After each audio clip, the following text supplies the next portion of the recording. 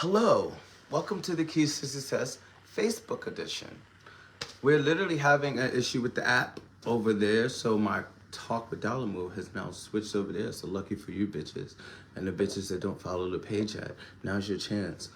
But let's get down with this. Really sucks because we were on a roll, but I can actually save this here and share it over there. So tonight's Keys to Success will be held on Facebook. Let me add Dhalimu.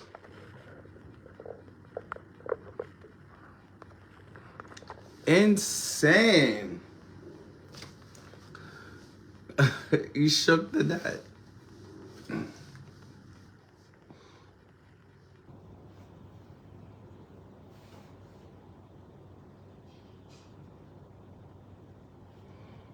Bring them on video. Send invite.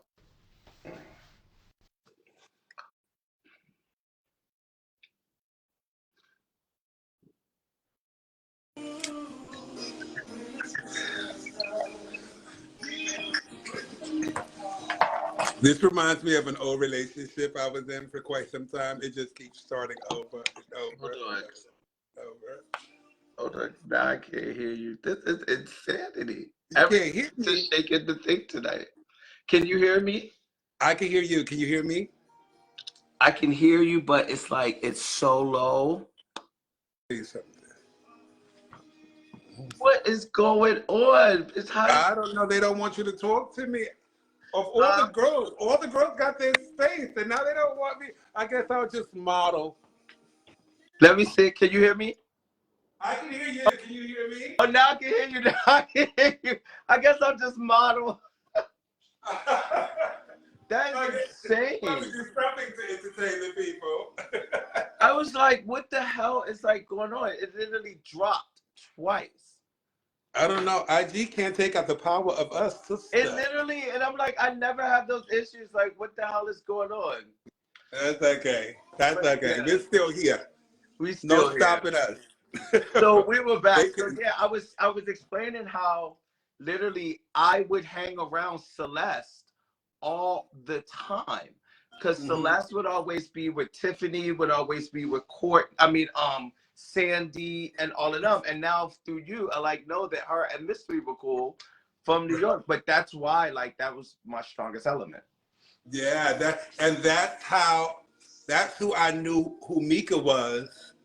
Because see, Mika circuit was different too, because Mika was Celeste's little sister, daughter, her friend. But Mika was also a performing arts diva too. So with Lil Bit being my son and Deja being my little daughter, Mika, Deja, and Lil Bit were all the talented. They were all the dancers, but the difference between the three of them versus today, specifically Lil Bit and Deja, I didn't allow them to use their dance talent for Vogue. I would tell them it's like being a professional boxer having a street fight. You can't use that here. You can't use that here. You can't use that here. That's why they had to learn to Vogue. That's why Deja, even when she was alive, she would always say, everybody would tell me I'm so good, but Dhalimu would be like, you could be better. I've always talked about the difference between a dancer and a voguer. It is a huge difference. It is a huge difference. It's a huge difference. Because dance, the thing is this, dance, there's a foundation for it. Yeah. So you know where it comes from. But there is no foundation to Vogue except the story you come from.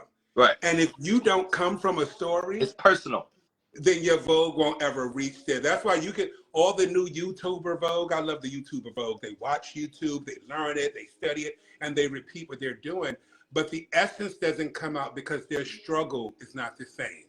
And it's kind of weird because I don't want people to have to struggle, but it was our that if you're human, human, right, you are born into natural struggle. Right. Because we're and born that's what's into we're born into generational issues that no longer serve us. Exactly. And through that, we're forced into struggle, like naturally. Right. Naturally. naturally. And it's And like so Vogue sometimes saves a lot of us because it gives us an outlet of that expression. That's my story, at least. you are absolutely right about that. You are 100% right because, like for us today, I love the DJs of today, especially my absolute favorite DJ, Barrel the Great. That if there was anybody to play me in a movie, bitch, I'm handpicking that hoe. That is me, okay? I I'll am tell her me. tomorrow. Like, love her. But we didn't have barrels and all of that. We had like walking downtown, bitch, hit a car alarm, let the car alarm go off, and you get the woo, woo, woo, woo.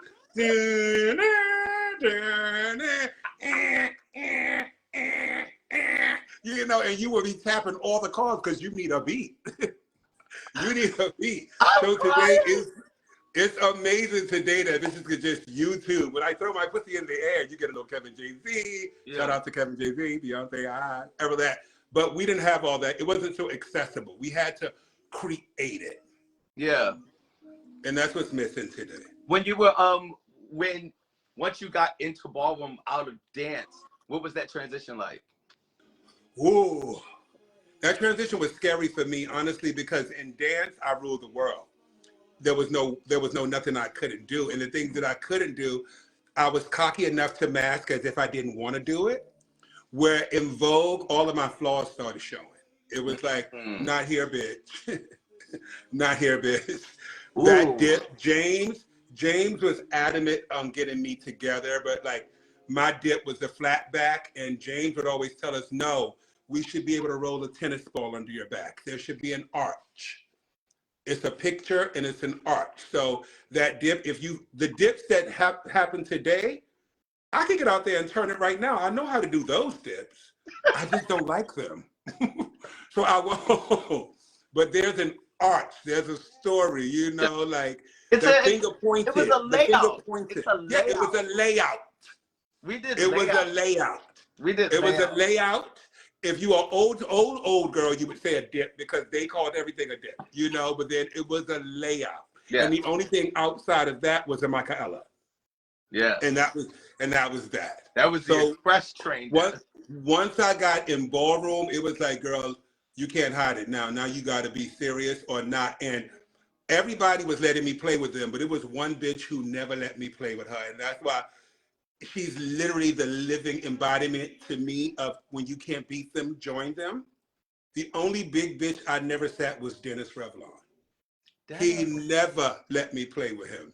I got so close. My biggest close was a 4-4 tie split. Like that was my win. I even joke with him. Sometimes that's all you need. Bitch, I won, girl, because it was close. You didn't eat me, girl. It was for you, for me, you know. But Dennis, no, he never played with me. But every other fat bitch, every other big bitch, they never sat me one time. Yeah. Not from Jersey, Philadelphia, no bitch in New York, no nothing. So although my stint was short, my range was long because I was voted of the year. I started voguing in July, I think, 95. The awards ball was November 95. I was nominated of the year. Wow. Selvin hated that because, you know, that was her.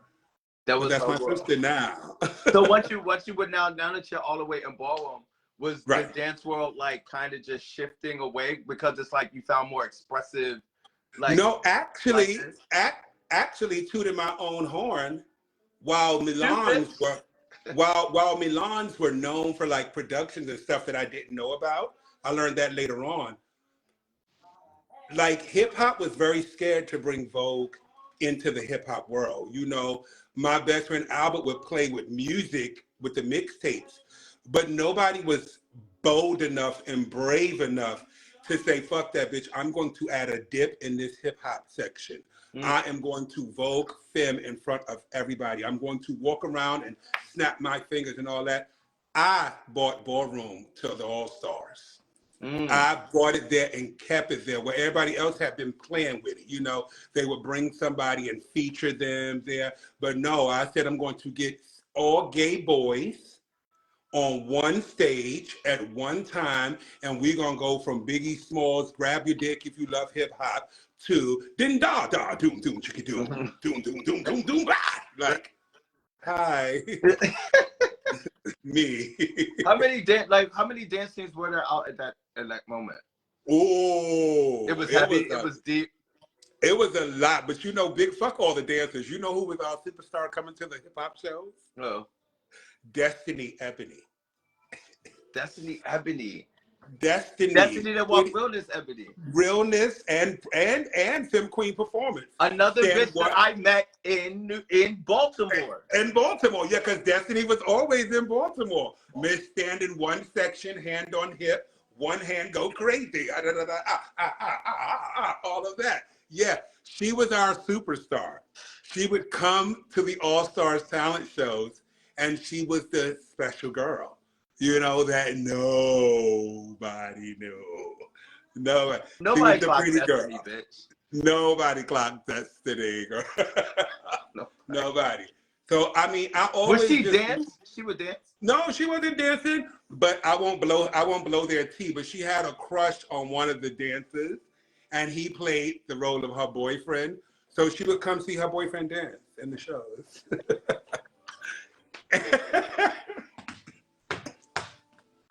She would come and see him dance, and so we would all get to talk to her, and she would be at the back all shy in her cute little jacket, her little skirt, her thighs, everything. She was the perfect pretty girl that nobody never knew about. Yeah, always with a ponytail. Yeah. Always with a ponytail, always snatched, like just so fucking pretty. Yeah, always with a ponytail. So wait, so now you're swimming in ballroom. Did you connect with ballroom well, or was it just like, you know, some? No, I didn't. No, I didn't. No, I didn't. No, I didn't. I know my bitches. I swear to God. These are things that I never get to ask people, and we never even talked about this. Never talked about it, but it's like Ricky and I have never talked about this. These are things that I die to know because I think I know. No, we never. I was always me. So I was like I won't even call them out, but there's a lot of big girls today. Some have transitioned, and they were the big boys, but they used to let people like hit them in the back of their head and stuff. And I was the big boy that would be like, don't be letting them do that shit to you, because if they do that shit to you, they're gonna think they're gonna do that to me. And I'm gonna fuck you up, and I'm gonna fuck them up too. Like, I wasn't here for it. I didn't have the same story.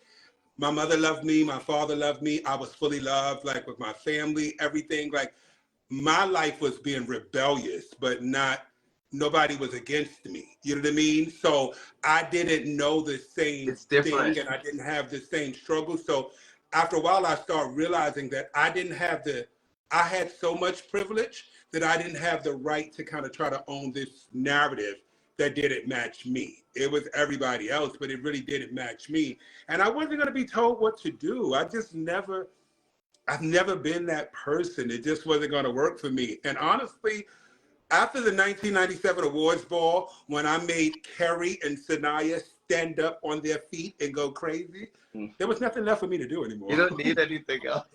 There was nothing left for me to do. And that was my $1,000 too. Armani is one of my very best friends in the whole wide world. Yeah, I know you. And I have not relaxed. I did not relax until I finally got that bitch to admit that was my $1,000 that night. Pepper, was that Pepper's thing? Pepper? No, that was when I took my wig off and threw it in Armani's face. It was the big boy was me, the tall boy was Charles, the small boy was Armani. We all had the battle for the $1,000. I felt like I think that was like Pepper's ball.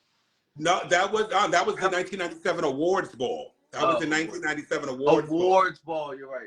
Yeah, that was the awards ball. Because I remember that was also my first night that I broke down. It was broke down.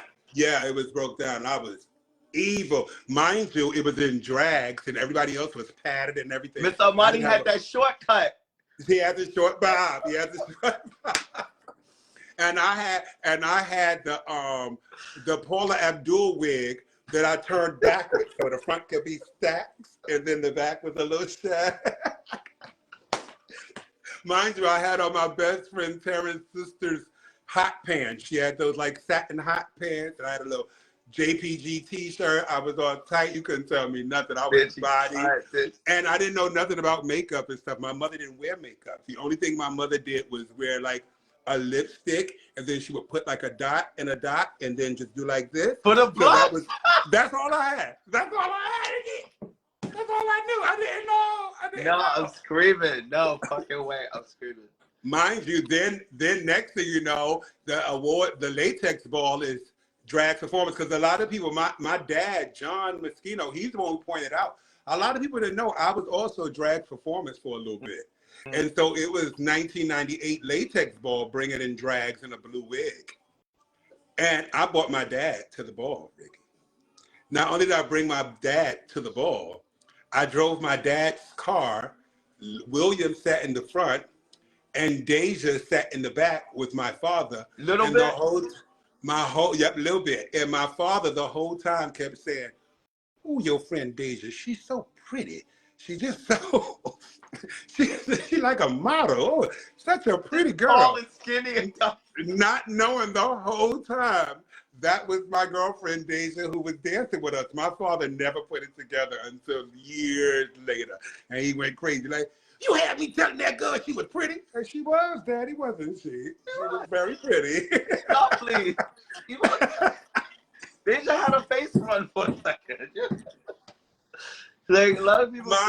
Mind you. That's when I realized ballroom was taking over, because it was August 1st, 1998. It was my boyfriend's birthday at the time. And he wanted me to go to dinner with him that night. And I said, "Oh, I can't go to dinner. I'm walking in a blue wig tonight." So I gave him a $350 bracelet from Chinatown, a gold with diamond cuts, a kiss on the lips. And then I went with my house mother, Ronnie Messino. And I went to the ball, girl. Like, nobody got time for no boyfriend, bitch. I'm at the ball, girl. I'm weak. That is so. And then I disappeared. Yeah, that was my segue. I disappeared. That was my segue. And then I disappeared. What made you leave? I was always a confident guy. I never knew that I was fat until I came out. Like with the girls, I was like the chubby. You know, we always say in every crew it's the ugly one and the chubby one, and the chubby one is the cutie. So that's who I was to the girls. When I started dating guys and being outside, it was when I started dating girls and being outside. I mean, guys and start being outside, it started turning into, "Yes, Miss Thing, you cute to be big. Oh, you never stink to be big. You always dress so neat to be big. You never be wrinkled or nothing." And what made me pull away completely, I had become the it big boy. And Eric Bazaar, you know, we used to have the flyers. We didn't have all that other stuff. We had the flyers. And on one of the flyers, I met my mother, Ronnie Moschino, at the Chinese restaurant on Christopher Street. And I told him, "You got to call Eric right now and tell him to never put me on a flyer again, or I'm fucking him up." Because it said, calling out all don't make me cry. "Calling out all rhinoceroses, hippopotamuses, and elephants. Who wants Miss Dhalimu?" And then it was like every other big boy. And I was like, wait a minute, bitch. Who's a rhinoceros? Who the fuck is an elephant? You were like, who's a hippopotamus? First of all, okay, bitch, you really can't sew either, Eric. Don't play with me. Like, the rhinoceros, hippo. And my mother, Ronnie, she was fab. You know, Ronnie Moschino, she was fab. You know, she had a big cell phone, but you know, the one that came out, you pulled the antenna out, girl, and you opened it up. And she called her from the Chinese restaurant and was like, even though I vogued femme, I was always known as my parents' son. Ain't nobody ever called me their daughter. I've always been everybody's son. Yeah, bitch, you can't. Because I would knock you, bitch. It's not happening. And he called and told him, "Listen, my son is no longer going to be in ballroom. He doesn't want to do any of this. Don't put his name on any more flyers. Make sure you don't call him no fat nothing. Because if you do it again, you're on your own. I can't stop him." Everybody gets one. That was it. And then that was just that. And I just disappeared. And I joined the New York Sports Club for $83 a month. And that was when my life changed. And then I lost 111 pounds in like 11 or like less than a year. You really I like went lost, to the gym and like went hard I, out. I went to the gym 5 days a week, 3 hours a day. Wow. I broke up with my boyfriend. My boyfriend was like, I can't believe all you do is go to the gym. I'm like, all you do is go to work. When you go to work, it pays you. When I go work out, it pays off. I'm working out. Yeah. I knew what I wanted to do. I did not like that feeling of being put down because of my size. And I Wow. never knew about I my never knew. size until I came out. Yeah. It was when I came out. And then I'd already known what it was going to be like. So I remember telling my mother, like, I want everybody in the village to say I have AIDS, and I want everybody uptown to say I'm on crack. Because at the time, those are the only two things that can happen if you lose weight. If you lost weight and anybody saw you, it was just like, and you were like, Right, oh, she yeah. can't be getting herself together. But the only reason they couldn't do that with me because I was also one of the first people to lose weight, but have muscles. I never had none of that like loose skin. Like you never could poke me and I go, it was solid, bitch. It was always muscle. Even still today, though, I go up and down all the time, but I'm never mushy. Yeah, never mushy. I've Never. never like honestly throughout my whole life, I've always been slim, but I've never had like a body. Like Right. Okay. I never was so like I've always been like feminine shape. But it's Oh like, no. I was so my goal was to take on Mystery's illusion later on in life and return to ballroom with a mask on, walking sex siren. That was what I was supposed to do. But I never got to do that because instead I just became a sex siren on my own. And then I just started running through every bitch that ever tried to play me. Wear her I don't move. get dropped. I dropped the label. It was very that. It was very that. So I didn't like it. I didn't like it at all. I didn't like how I felt. I still don't like it today. Like one of the things I absolutely hate in ballroom of today, the only thing I hate is that there is nothing more exciting than performance. Absolutely nothing. I don't care what y'all got going on. Face is nice and all that stuff. Wonderful. That's great. That's all a becoming thing. But your performance is who you are. And nothing brings a crowd to ballroom like performance. But nobody is disrespected like performance girls. Have you ever seen anybody walk face for their tens and then be told to sit on the floor and wait? I have an idea. Have you ever seen runway happen, walk for their tens, eat it up, and be told to sit on the floor and those preposterous costumes and wait? Have you ever seen them walk best dressed where they're the worst dressed of all and have to sit? They could sit down in those outfits. They're basically wearing furniture. They could sit on the floor, but they never have to. But performance kids, it's like it's so second nature that they vogue their heart out, eat, and then they just sit themselves on the ground where beers have been spilled. I think it has to go with like, like how the times have changed. We've become more progressive. I think it really is rooted into that masculine feminine thing. Right, like, you're right. No, you're right. Then it was and it was like lately I've been watching like a lot of old functions and just rekindling like the times that were, and it's just like as I watch, it's just so nostalgic. Like watching the trend of things, the things were allowed, like all that kind of stuff that we just would never get away with today. Right. But in that sense, it's also like you actually got to see the girls who really stood in there. Bitch, this is who I am. But it was like, niggas ran the scene. Right. You're right. And it's like, I think that just carries over because like nowadays, like even the people that have it, I was just, when we went to Chicago, I saw Albernian, and then I saw Albernian again going down to DC. And like, so we've been talking a lot. And I was like, I don't understand why performance in different categories like that are requiring something. Like if you're real when you get to the ball and leave the ball. No matter what. If you got face, you got it when you get there, when you leave. Performance is an energy category. Having a girl sit around till 4 o'clock in the morning. And then when they've already been up since 4 or 5 the morning for in anticipation, hoping that their category gets to go, that they look right. Ridiculous. And it's like categories like that, runway, all these kind of things. to the front of the fucking line. Like, why are we waiting for the energy Thank you. at the Thank end of you. the ball? But mind you, you'll have us sit in a fucking ball and sit through 4 hours of realness.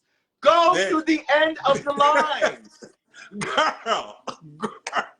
What are you Mind you, doing? I don't Like, this understand is not it. what we do. And it's like everybody needs a chance to do their category and represent. But in the Right. grand scheme of a ball of just going, you put a performance girl at the beginning and she gets her life, that bitch is staying to the end of the ball to She stands at the end of the ball energy because for she's talking to her girlfriends. She Instead want of everybody to sitting in tell a how good tight- she did. Instead of sitting in tights under a bar till 4 a.m. smoked out, she had 3 drinks and now she's full. And then she has to deal with her girlfriend telling her, you played with it, y'all played with me. Don't and let you leave it out you leave it out the most bangy part though, the secret weapon, this new thing. I would also like Butch Queen Vogue Femme to be taken off of the table and just go to Vogue Femme because there are no Butch Queens anymore. They're doing all of that tucked for 4 hours. They are tucked. We didn't do that. We did not. Bitch, it was jeans, a polo sweatshirt. Taifa You don't is gotta still tuck to it in. me. You don't gotta tuck in the jeans. Taifa is still to me the handsome, most sexy fucking Butch Queen Vogue Femme, like all the time. On the floor, Taifa is luck be a lady tonight. Off the floor, it's like, hi Taifa, can I see you tonight? Even a haircut, little fitted, cute and light skin. Like, Yeah. you know who else used to be like that to me all the time? Like Stacy in Baltimore. Oh yeah, definitely. It was always, you just had to be cute for femme though. It was never about. My best friend Albert Revlon, tall, like just always poloed up, but then soon as Love Hanger come over, that arm goes up, that hand goes on that hip. Yeah. It was such a transition to come out of that there was this oomph. To me, today, when I see the young kids voguing, they would vogue circles around me. I'm not going to complain about their vogue. But to me, they have a head start because if you're wearing women's lingerie, you're already on the set to cunt. But if I can find your cunt in the middle of all that b-boy shit, then that, to me, that is when you go from one extreme to the next. It's interesting that you say that, because I will tell you from the bottom of my soul, I would never be able to vogue in lingerie. Right. Excuse me? I would never be able to be in like a little and now don't get me wrong, in drag, Right.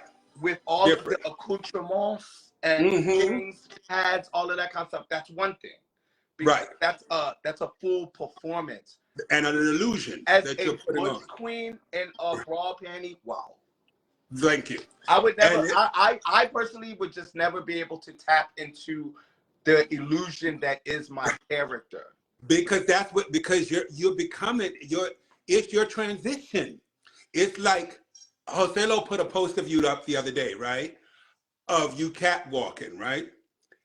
What he didn't mention, and I read all the comments because I live for you. You know what I mean? We're girls. What nobody mentioned in that was your line from the front to the back. Laser. It was a line.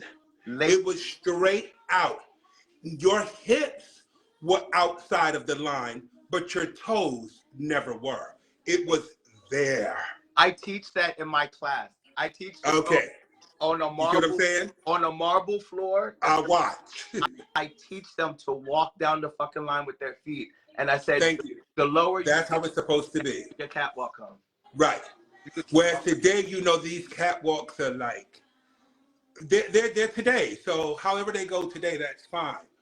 But you in the pink pants and a t-shirt is no different than you at the Watch the Throne ball in a Versace leather jacket and a China Bob platinum and heels and everything. It's the exact same. So to me, if you have to put on a girl to be the girl, you're not the girl. You're not the girl. Like the old girls could battle, the old Butch Queens, Mystery could battle Ashley. You know, Armani could battle Sanaya. You understand? Little Kevin could battle Alyssa. You understand? In Timberlands, denim shorts, jeans, And a sweatshirts, jersey. hoodies, jerseys. You understand? Because we were cunt. The girls were And we smoking a knew Rough that. Riders effect and literally bring up a Queenstown. So Your boyfriend was upset that you was riding his back because your boyfriend didn't know you could do that. It was different. that was the epitome of Celeste Vogue. A big oversized polo, her little Kim, Oversized. a big jean, and mind you, these little hands. Just these little skinny arms with these long nails and these flickered fingertips and like, get the point? Good. Yeah. It's different. Even Toro. You ever see Toro all dolled up in any like spandex? No, he don't have to do that because he is tuna on his own. I don't know if it's about like having to do it because like in not so much defense, but in alignment with the newer girls and like the effects. Because like I think I really feel like it's girls tapping into trying to find out how to get. It's like a resistance almost. It's like you're not going to actually just tap into that bitch that's in you because of what you got to uphold outside of here. Not to mention they also don't have access to the girls the way we had access to the girls. That's what I mean. It's boys on boys. It's boys on boys. It's different. So it's like boys teaching boys to be girls, where our house mothers and house sisters and our girlfriends were, they wasn't teaching us what to do, but we had the privilege of watching them do what to. That's people wonder why I love animals so much. Is because you know me, bitch. It's like the natural world teaches us every code that exists in life. Mm-hmm. Animals, like, they do it naturally. It's just like they're not teaching, like they naturally teach their kids and cubs how to hunt by watching. Right. You watch them and the cubs are sitting there watching the mother hunt down a gazelle and do it, and they learn. It's like it's adaptability. We got that. Right. I think it's like my own dog. Harlem is almost 6 months. Today, 7. Bring Harlem eventually. Okay. He still doesn't know how to pick his leg up and pee yet. Yeah. Because that is a learned behavior. He has been in the house waiting to get all of his shots and stuff. He hasn't seen it yet. So until he gets around the boys and see them boys pick their leg up, he's not gonna do it. Let me get Harlem. Getting Harlem. Hi, Harlem. You're being requested. Yes, guys, we're actually on Facebook because the IG app kept crashing. So we have to have here. Auntie Ricky's over there. And then it's going over to the keys. Auntie Ricky's over there.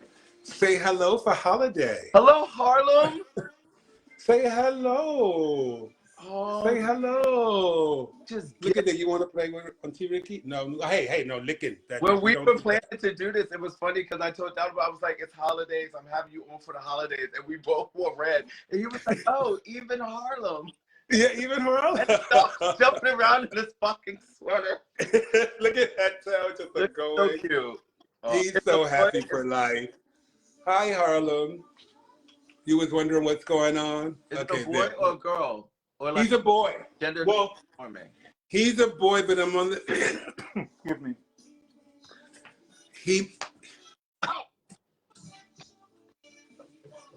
I think he's not in front of him. Not in front of him. Okay. Like not in front of him. Yeah. But I'll just show you. Watch this. Harlem, come here, girl.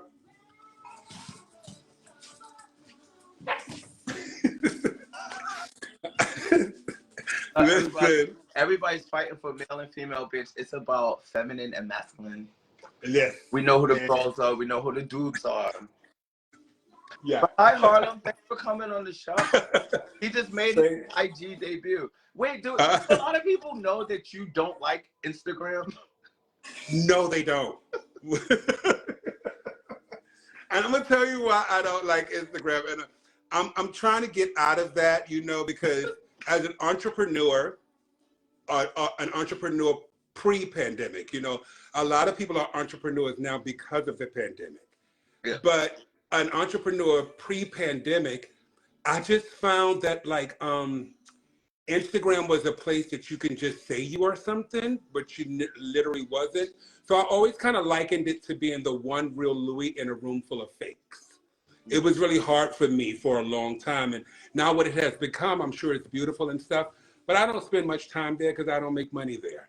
Yeah. I spend time where I make money. You Yeah. know what I mean? And Instagram, I think with social media as a whole, every time we get one platform, but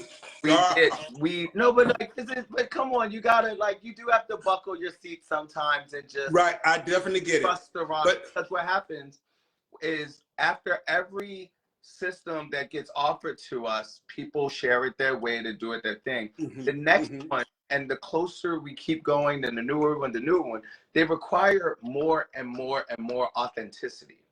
right. Hopefully that's gonna happen. Well, that's what I think the blow up of TikTok. All right. TikTok required real time kind of sharing things. You can slice up your video and do stuff like that, but the base of the algorithm is this is me, this is what I'm doing right now. Oh, hey, come see while I do this. It's like real time sharing their lives. And TikTok also is a beneficiary of the pandemic. Right, of course, absolutely. Or Instagram was more show and then tried to get into those kind of. I think my bigger fight for me is that I have always been authentically me with no cameras, no devices, no sideshow, no social media, no anything. So a lot of these things to me are really contrived.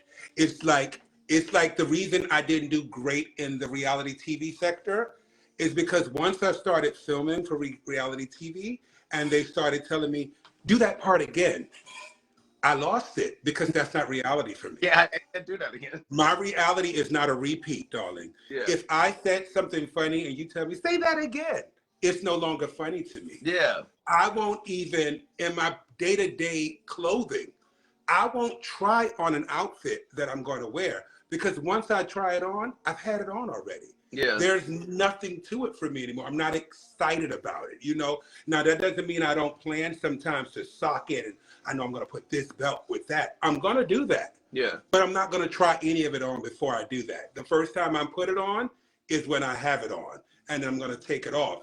Where to me, it is just really, really, really contrived to have a great recipe and put it out there and do it. Like for me, I'm in the moment. If you see me on a live, it's because I was on the live. That's why a lot of my lives, I don't keep them up for people to watch. It's not live anymore. You had to be there. Before I go to concerts, and I'm so proud that some places say, put your phone in a bag. Because you've been to events of mine, I always tell everyone, don't record. Be here. Be present. Why are you going live where you've paid me $50 to be here for a bitch who ain't paid a dime to see? Yeah. Don't give them the freebies. So everything kind of gets wrapped into that.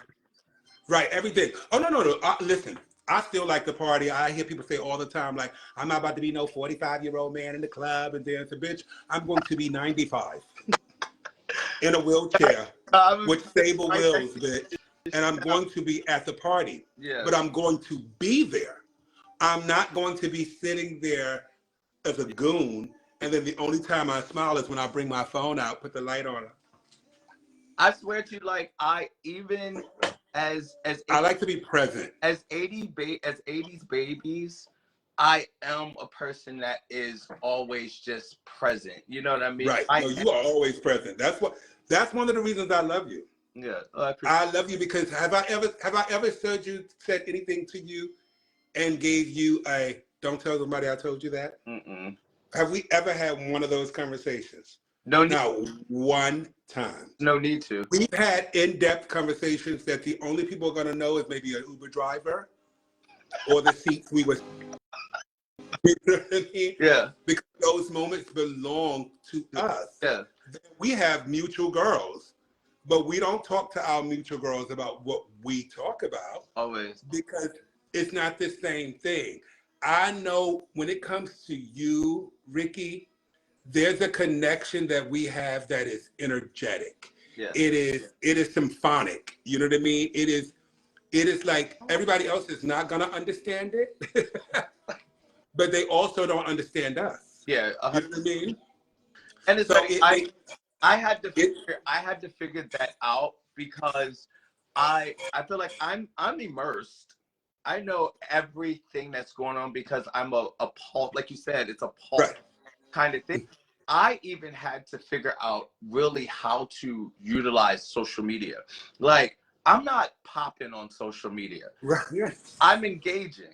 If you like what I'm doing, I'll give you something to look at. And it's like I share parts of me. However, it's right, absolutely nothing about me. It's things that I like. I'm sharing my interests with you. I'm sharing funny these and funny that because I have a huge problem with the authenticity of social right, media. And I get right. it. Like the root of this platform is based around authentic connections, people that I know and love and can have Mhm. a conversation with. You know what I mean? And Right, right, the right.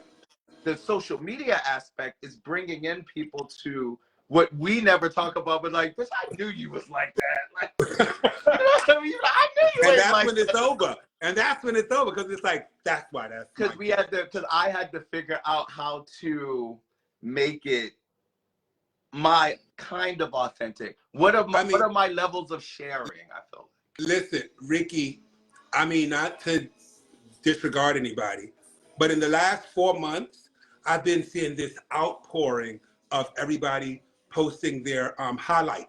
Like Facebook has noticed me as a creative of the week, as a this of the week and stuff. And the pride that they have sharing that, I'm like, wow, I've been getting those notifications for 2 years. I've never posted once because I don't do things for people to go, oh my God, you did it, you did it, like, you did it. If that happens, that's fine, but it's not necessary. Like it's so real for me, Ricky. I swear to you, it was only 2 weeks ago I was talking to someone about something financial, and so I needed to check my statement. I didn't even know that since August, Facebook has been sending me checks, some up with the 400 and something dollars. My smallest one was like $19 and 20 something cents. But I have literally received more than a dozen checks from Facebook is since it from August. how did you monetize Facebook? Well, I did when one day back in the summertime they said, that my audience was big enough that I could, monetize it and stuff. So I just kind of submitted my bank account information. I don't know what they were talking about, girl, but it would say stuff like, "Tell them to send stars." I was like, "No, I'm not asking nobody. Can you send me Not stars? Can you asking send me money? anything. I'm not putting Cash App I'll on my give you a birthday. I'm ticket. not Do what doing you do. it. You do what you do. My account is there, girl. Whatever y'all gonna do." But I literally learned 2 weeks ago, only 2 weeks ago, that I've been getting paid by Facebook. It's I the didn't know that. holidays. It's the holidays. I didn't know that, and I don't look at my account, girl. I try to stay away from looking at my account because every time I think I got $10 million, I got $10. So I mean, I try not to look and follow that. So that's the main reason why you're like really really separate from say it's an authenticity. It's the authenticity because if you know me personally, you'll know that every status I write on Facebook used to be on my voicemail. Before social media, you would call my phone and people would actually say, "Dhalimu, do me a favor, don't answer the phone. I want to let my friend hear your voicemail recording." All the time. When I started styling with Atlantic Records and everything, they were trying, it was the big thing with ringtones. They were trying to get me to get ringtones for my voicemails because it was always, "Hi, you've just called Dala. Listen, I don't have time for complaints. If you don't like yourself, do something about it. If you hate the world you live in, move out. If you don't like your job, get a new one." My message was always going to come across. Always do you. I've never needed a platform. I am the platform. My mouth is the platform. If Facebook closed down tomorrow, Instagram, if everything stopped tomorrow, it's only going to be a handful of us that will survive. Yeah. And I'll be here. Yeah. I'll be here. I'm not going anywhere. I think about that a lot because it's like part of my rejuvenation into creative fields has been this, more so in front of the camera versus behind still pays all of this. Right, right. You know what I mean? But like, because But it's paid for, I can get in front of that and kind of venture in. When do you feel like you started leaning into all of your talents? oh, you know what? I'm gonna tell you when.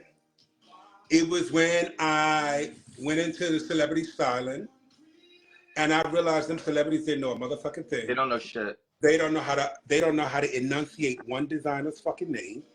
They did not have the oomph. You know, they were a bunch of people who had been dying to be famous since they were about 6 years old, and their cousins in them told them they were going to be famous. And then when they became famous, they wanted to do the same things they were thinking about when they were 6, but now they're 42.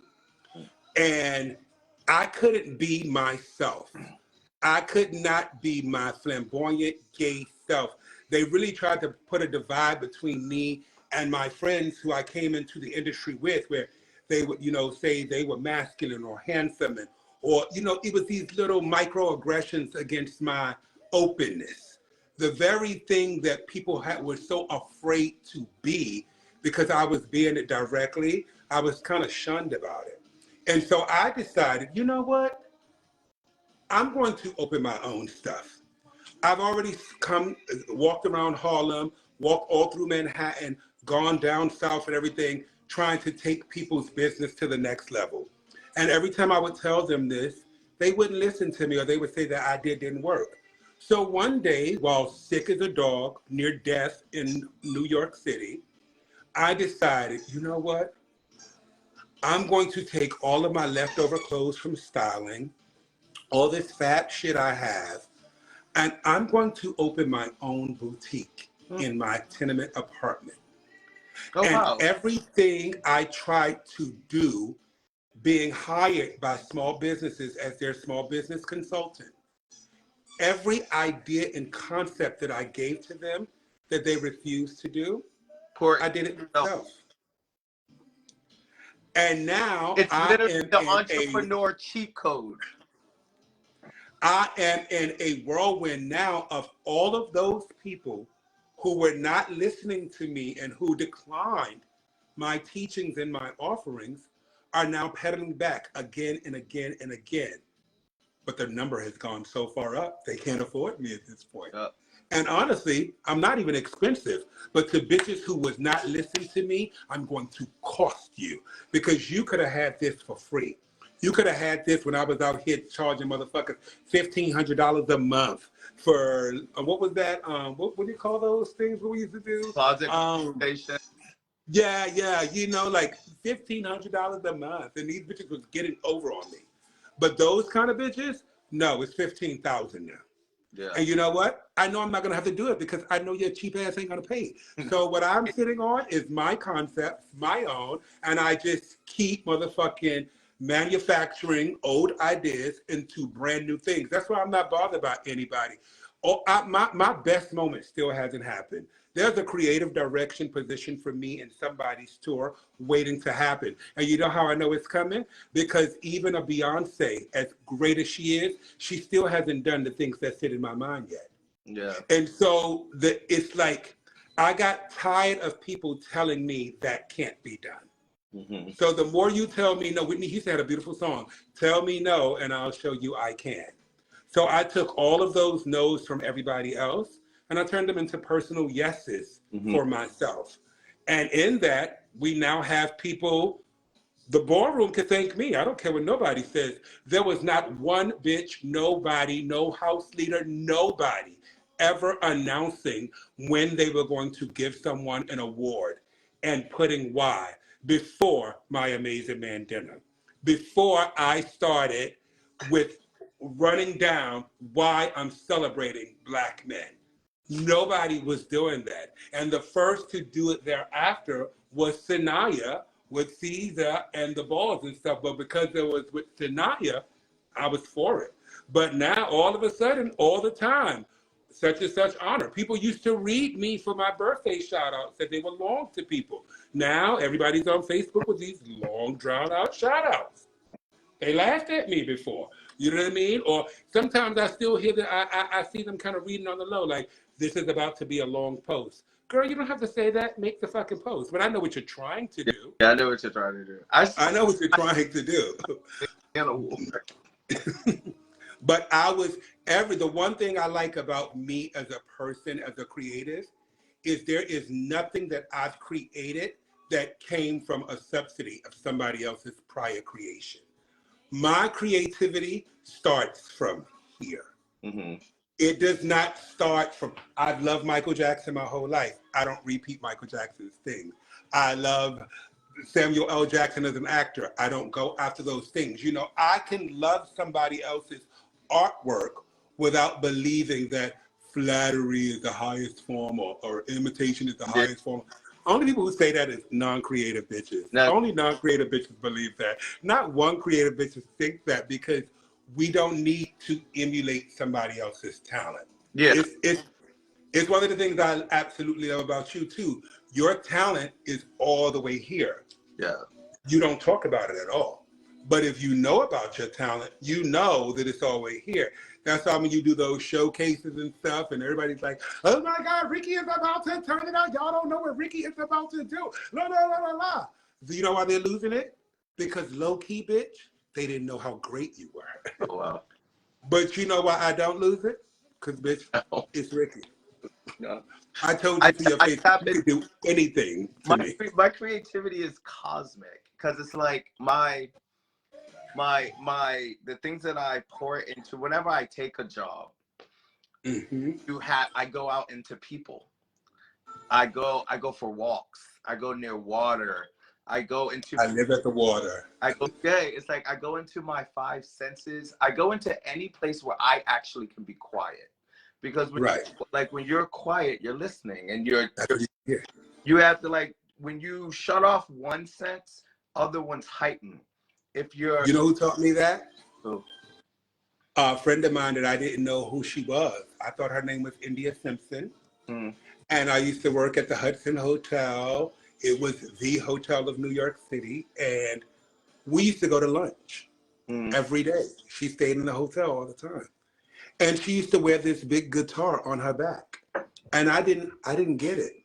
And then MTV used to do these specials of up and coming artists, who's about to be who. Mm. And it was a full show on her for a full 30 minutes. I went to work the next day.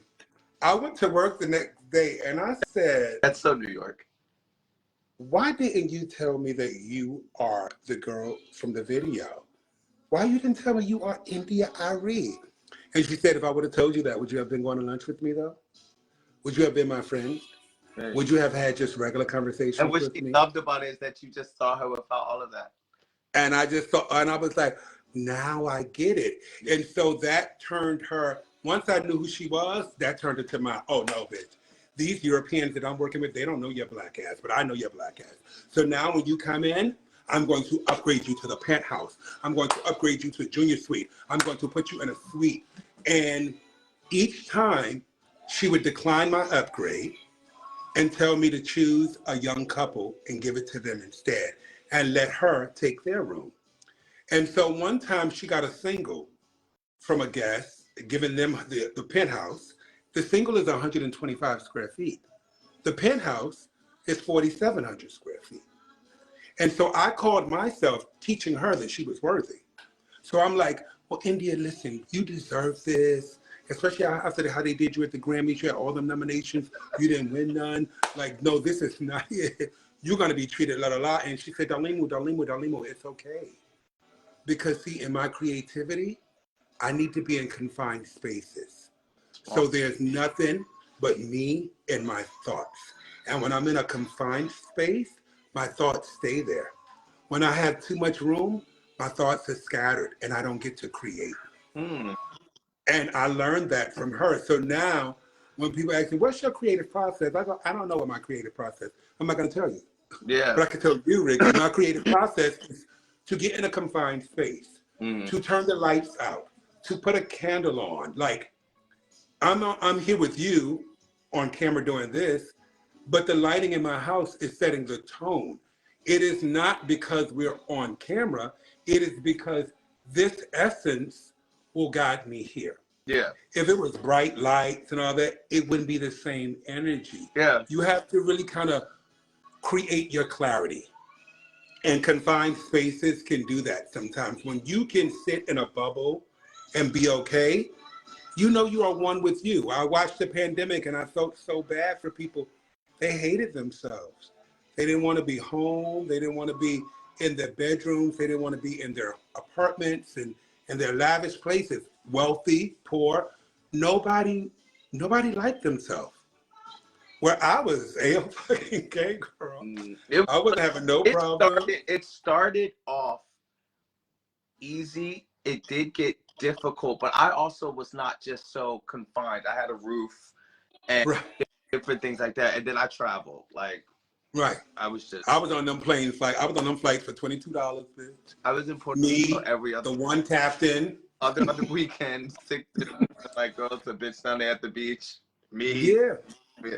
But it was like, it was difficult. But yeah, like, I understand India Irie's idea of that process, because everybody has their creative process. Does yours differentiate from like cooking to doing design?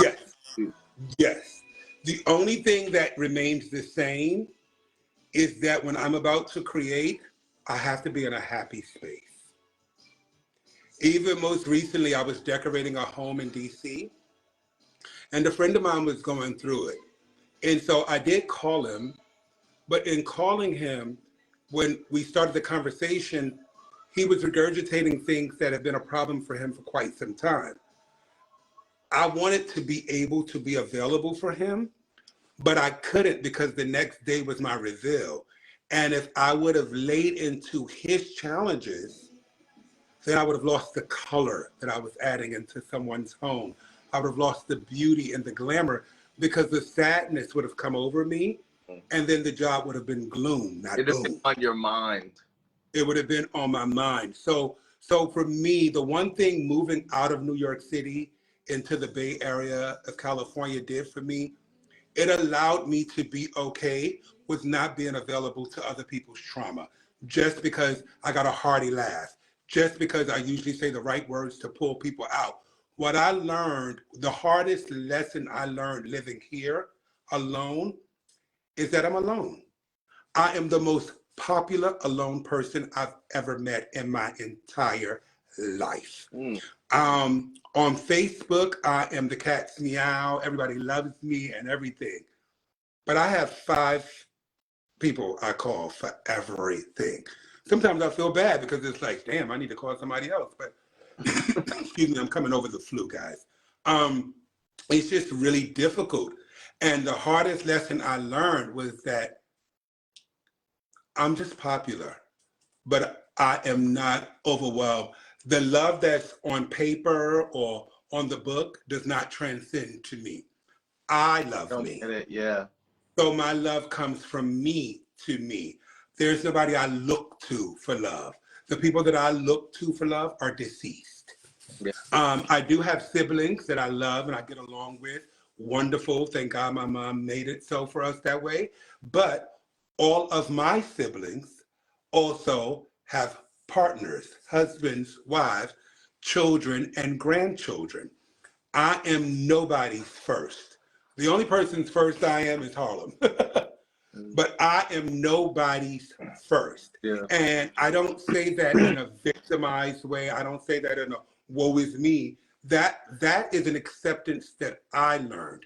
The only person I'm first to is me.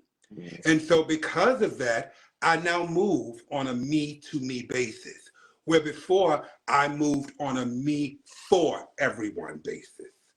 When I was moving out of New York, everybody told me, I don't care where you're going, because nobody knew where I was going at the beginning. Remember, I didn't tell anybody for 9 months. I remember you told me we were in Harlem.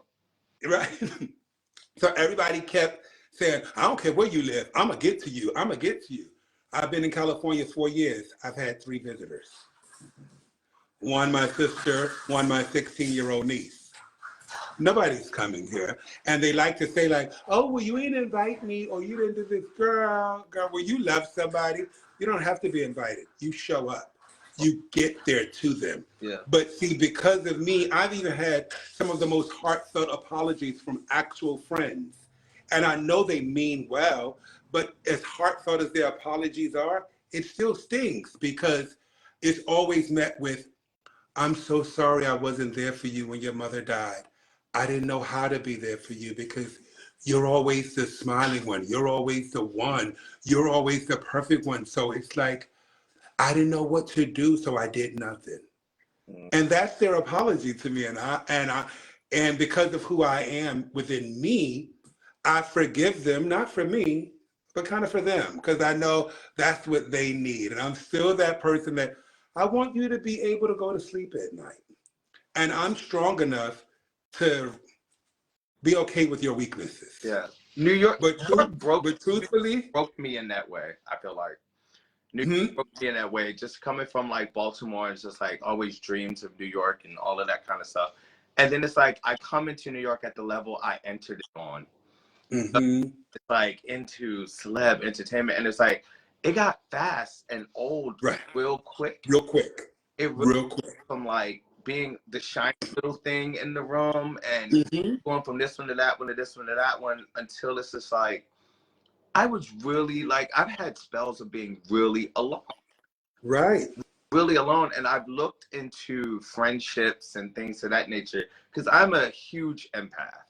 However, Right. I am a mindful empath. I know when my cup has enough to share versus when there's not enough. I do not overextend myself. And it's to detriment because it's like when people, I feel like people not knowing my personality or knowing me in a personal way, you get to take whatever your impression of me is and create your own story.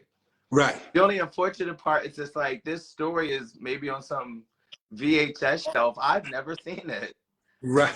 I don't know it, but it's a perception. It's like those kinds of things get around. And like in social circles, people think I'm mixy.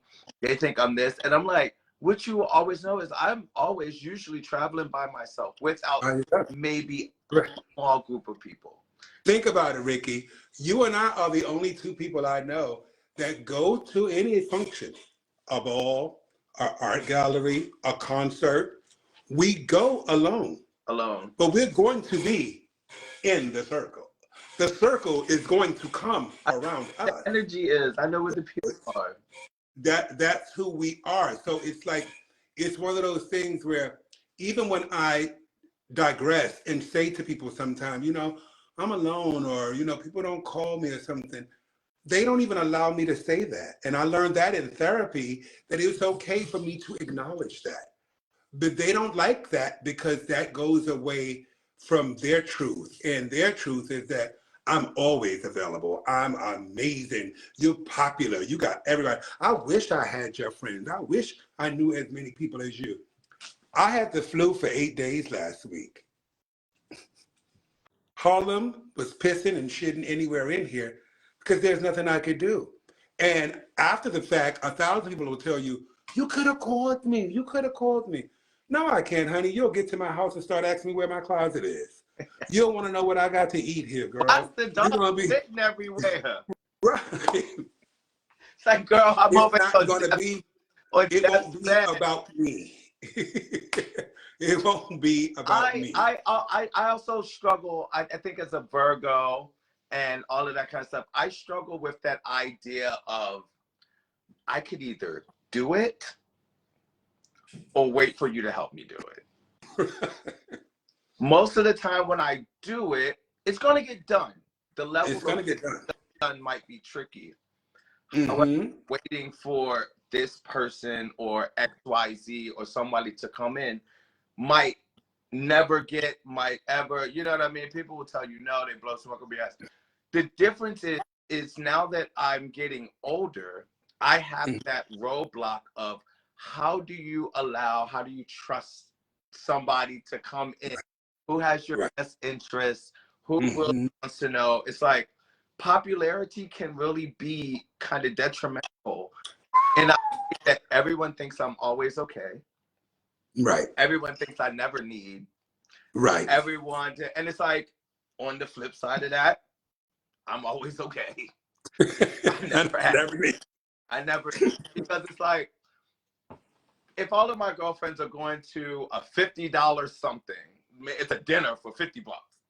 If I don't got it, I'm gonna just say, no, I'm not going, I don't have it.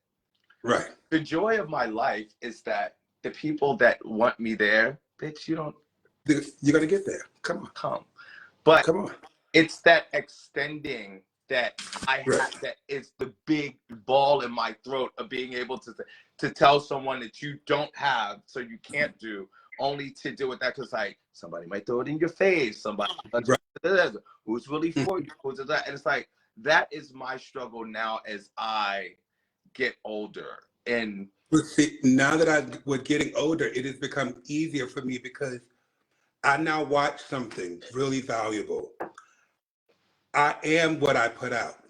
absolutely. So now for me, it is easy to receive from other people because I can go into the part of me that remembers that I give. So when somebody offers to do something for me, I no longer shy away or run away and ask, what does that mean? Because now I am accountable that, listen, you just did a kind gesture for somebody, a complete stranger, and you didn't say nothing about it. So why are you shocked? I am no longer shocked because what I put out into the universe is coming back to me. Yeah. There are times, like on social media, I may say, hey, I'm not feeling good today. Or it may not be that funny. That post didn't hit, not a nothing. But if I post, hey, it's going to be a raffle, a free ticket, people show up on my Facebook that I thought were deceased. Darling, because they see all of it. You're right. All of it. This is my ordeal sometimes with those kind of social aspects, because like I said, I'm usually by myself. I get to a lot of times. I'm always by myself. I haven't had company one time in 4 years in California yet. Right. Well, I mean, I always got niggas over. So like, I ain't had no niggas over yet. I had one nigga over on 4th of July. It was a waste of time, child. It was horrible. Like, I had nobody yet. The girl world. Stop. No. But I also live in California where the parks are rampant. You know, the trails are outside. But it's like, no, but like, don't derail, because I had a thought, bitch. Oh. Okay, sorry. Damn it! Now you got me thinking about niggas coming to here for company. No, but it was what was I saying? I was talking about like how that energy of what you put out, you get back.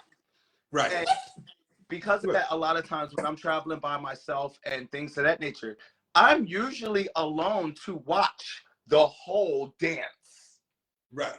I get to see, like, someone will call me while they're already somewhere and say, where you at?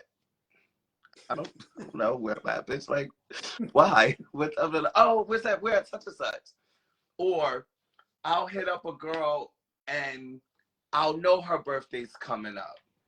What are you doing? Nothing. And it's like, I also have so many groups of friends. Like, also understand that my ballroom girlfriends, my entertainment girlfriends, it's these girlfriends, my holistic bitches, it's these, the straight bitches, the niggas. It's like, I have a lot of circles, but humans are humans. Right. It all just. I mean, well, just think about it. When I'm coming, I've been gone 4 years now, right? How many pop-ups have I've done? I think it's been about 10 total, right? Who is the only bitch I'm going to definitely see in New York, no matter what reason I'm there? And you know why? Because you don't cloud your head with, oh, you're going to be so busy, I'm not going to try to make time to spend with you. You identify that even in your busy time, we deserve 2 or 3 hours together. A walk through Harlem, a blunt. Something. Around your old neighborhood. Yes. You're going to make it happen. Where other people put it in their head, like, I wish I was as fab as bitches made me. But if I act as fab as bitches made me, they wouldn't think I was fab at all. What's the little name? They wouldn't see it, you know. but I'm so busy, and everybody starts off with, I was going to invite you, but you'd be so busy. I was actually, you'd be so busy. I didn't think you would come. Oh my God, you came. I didn't think you would. Of all the people, last year I was busy as fuck this time of year. But you know what? Courtney, one of the most creative fucking people I ever met Shout in out my to Courtney. entire life. All roads lead back to Courtney. All roads lead back to Courtney. I love that young lady. Love her. She didn't bother to say, hey, I know you cooking. Can you do this? Or do you do this? It was, hey, I have a show at the Guggenheim. I would love for you to be my guest. Here's a ticket. It was put at the forefront. I did not have the time. I did not have the space, but I created the space.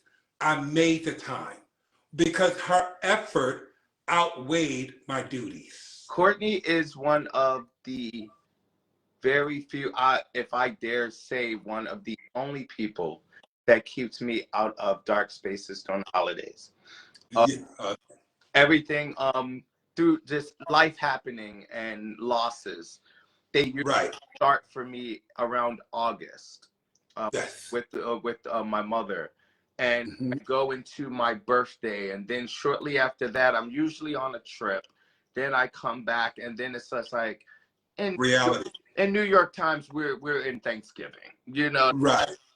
Around those times, it's like I watch everyone gather while I reach out and I say, I made a post about it, and I was like, next year I'm dedicating it to myself. She's the only bitch who literally, she won't see nothing. Like, maybe she saw the post, maybe she didn't. Who knows? Who cares? She'll hit me up and say, "What you doing? What you doing?" Like, da da da da da.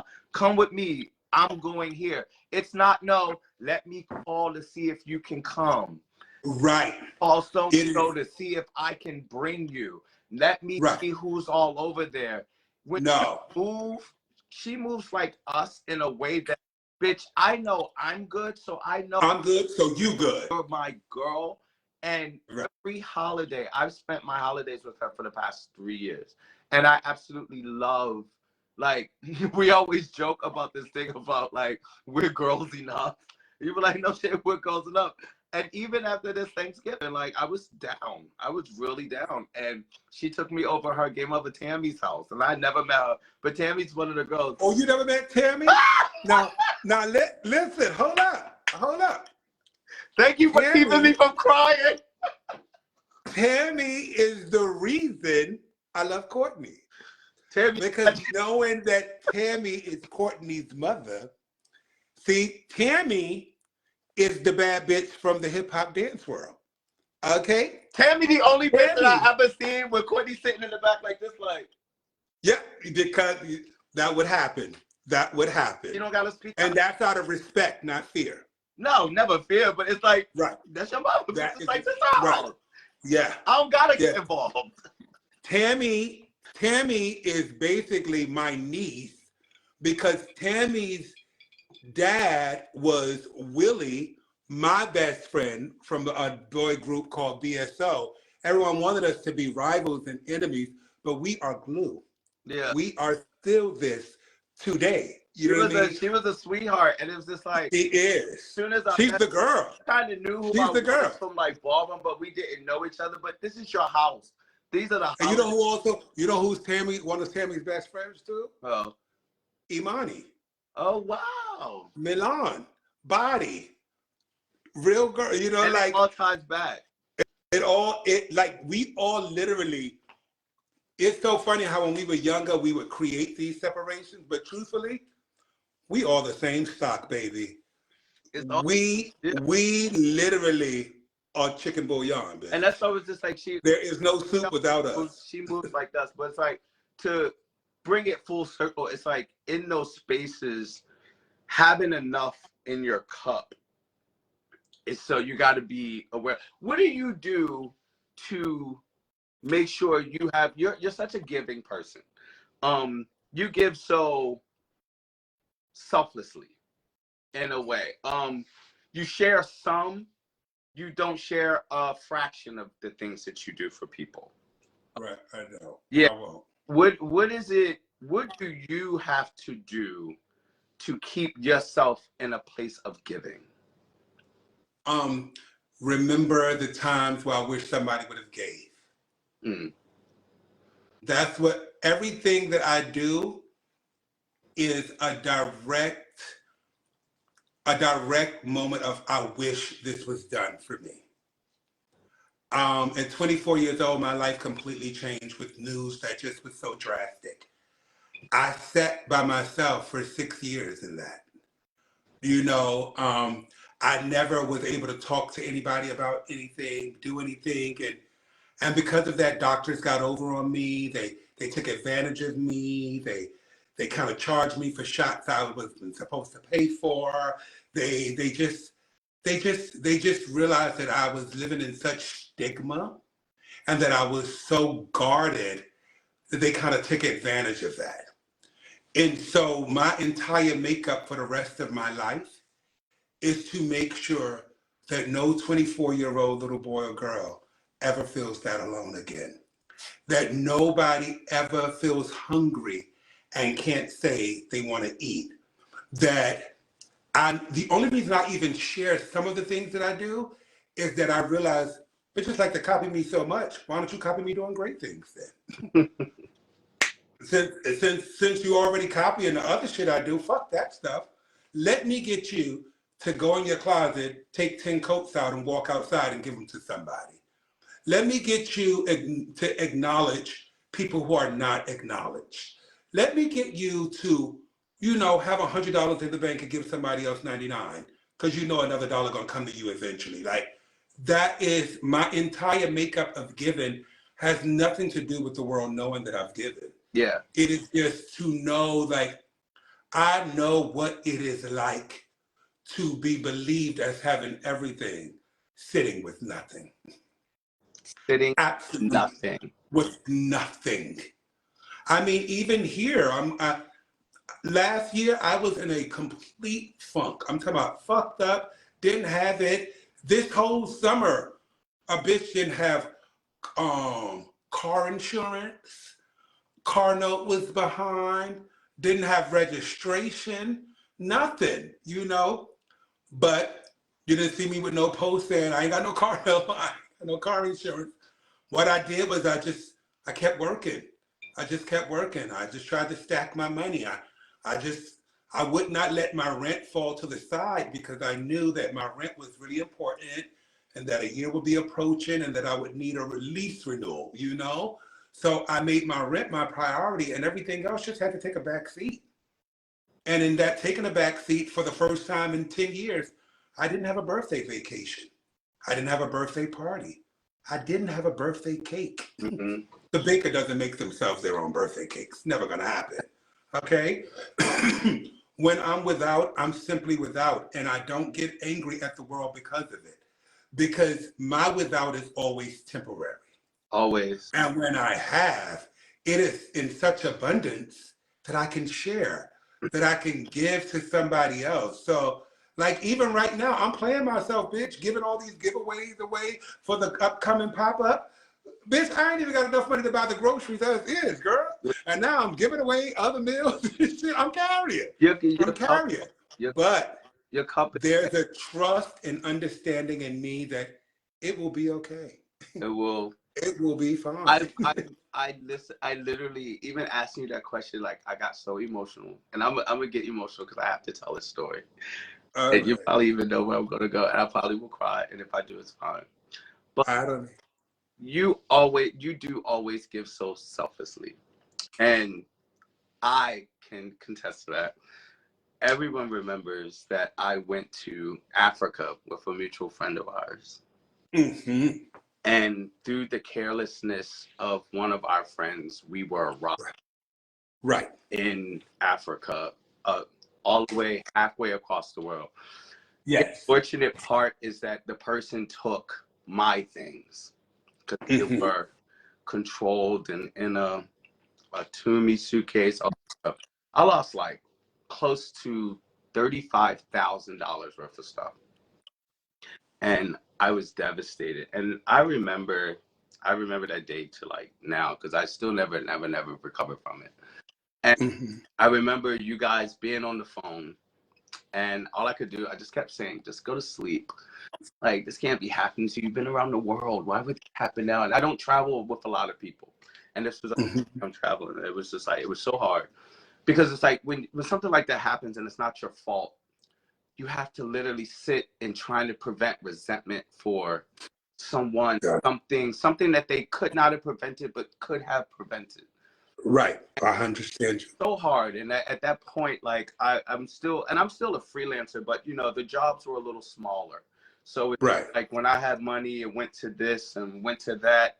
I only travel when everything's good, but still I was coming back with no computer, 2 camera phones gone, all of my clothes, no money, like these credit cards locked, this, no passport.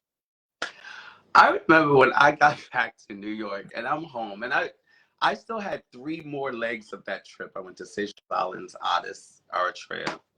I got back home and I remember we were all just chilling around, you know, just nothing. It was, I forget the time of year, but it was getting cool. It it was actually right before December because It was getting I cool. shared with you that I was going to move. It was getting cool. Exactly. 2019. You asked me to meet you, and I was just like, oh, Mhm. you know, Oh, I know. Okay. I don't really feel like this. Like, well, you were like, just come. So Dhalimu takes it. This is for y'all that don't know the story, but it's like we meet up, and no matter when we meet up, he'll take me through Harlem, share where this was, that was, this was, that was, and I always enjoy it. And I was like, I knew I had enough in my cup to meet you and hang out and just be communal. And I was like, this will be good for me. I'll get my mind off of it. So Dhalimu has this secret grocery store in Harlem that is just phenomenal. They get the best of best stuff and it's like discounted and you can buy bulk, kind of like a Costco or a Pace, but in Harlem, low. So we're walking. He's like, do you know this spot? La, la, la, la. You know, like we're smoking weed. We're running through. I'm like, no, such and such. It's always gems. Mhm.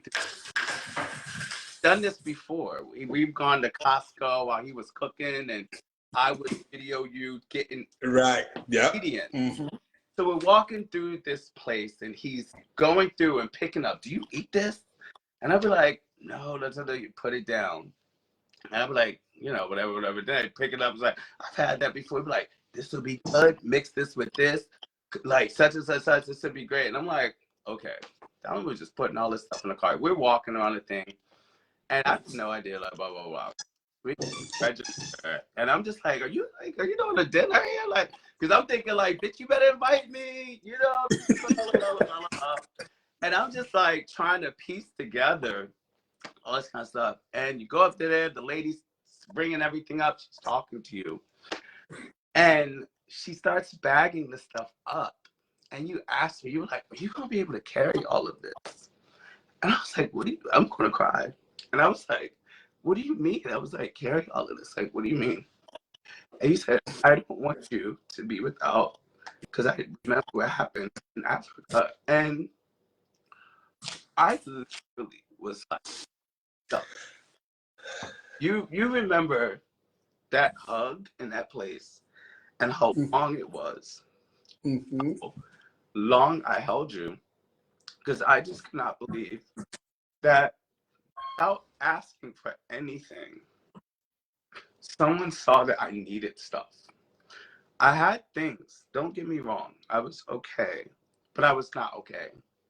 I just took like one of the biggest L's in my life. Like I said, I still hadn't come from it. And so selflessly and magically also, because you're giving me recipes while we're walking through the store. So selflessly, I love you. so selflessly, we got to that register and had 4 of those big kind of industrial little shopping bags of everything that I needed to eat and everything I needed to make it taste good. And no one had ever done something like that for me. And it's like, when I always was telling people like how I pick the people that I want to talk to for my platform and my guests, is the people that are gifts to people. And that day, I had no notes for your quality of person. And like, I say that to you honestly because it's like, I know you never share. And you know, I've never told that story just out of humility. Out of Right. humility to believe that I was so careless to allow someone to let that happen to us. But it's like, you move on, you push on. You know what I mean? Yeah. But like, you never allowed me to talk to you about it. After I hugged you for like, and I tell you, all of y'all right now, I hugged Dhalimu for at least like 5 minutes.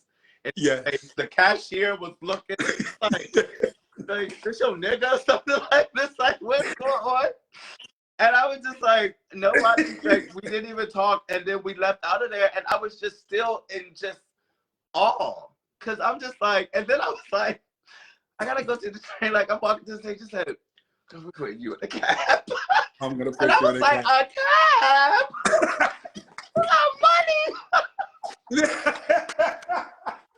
You got money. You got money. You like, got money.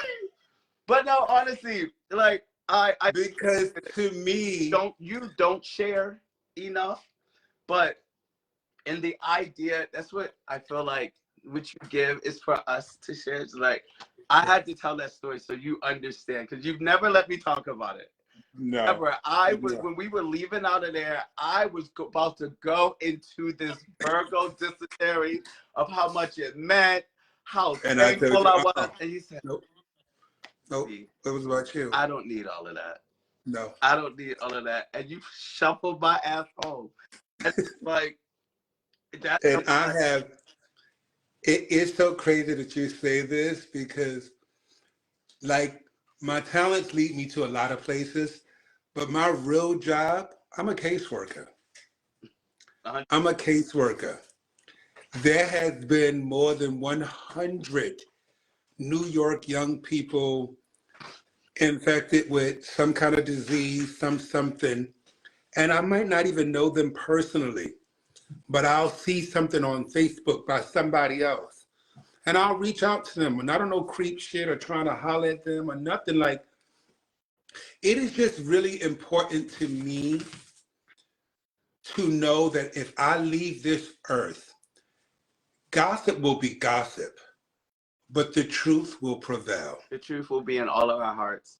I won't have to ever tell my version of other people's stories because each one of those stories belong to you to tell. It's not about me. I'm literally a vessel. I don't even feel. I had to tell mine while we're. I love that. I love you for it. And I remember it's the day. It's also behind the paywall. And you know how I know? You know what I remember the most? What? Was that you really thought you were grabbing footage. I totally did.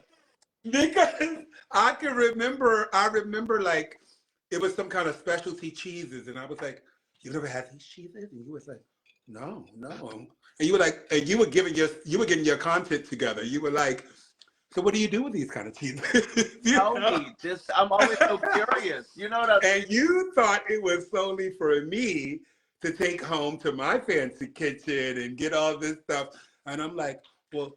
You have canola oil and extra virgin olive oil? No, they don't do the same thing.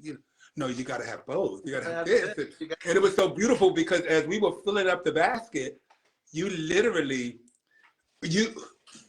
I don't know if you're giving yourself enough credit for it. Because while you didn't know it was for you, when you thought it was for me, you were there in assistance mode. You were there available to me, for me. There was no winning and losing for you at all. No. There was no come up. There was no clout chasing. There was no opportunity for this to be something other than us spending the day together. And me coming up with some few recipes. And you didn't have no bullshit. You had groceries. Right. You know? Now, the list is a great deal of that for personal. me is when I find out somebody moving to a place or something, I don't look for their registry and their housewarming. I'm going to send them the food I know they won't buy. I'm going to send them the tongues that they're going to think is not necessary. I'm going to make sure they have a crock pot or a cast iron skillet or a dual skillet that they can fry, bake, roast, everything in, because they may not have it to have as much as I have. I am blessed. Outside of financially blessed, I'm creative. Yeah. So I know how to make. I literally use heavy duty aluminum foil to make a crock pot sometime when I don't want to wash a dish. Yeah. I know how to do that. That's a blessing and a virtue for me.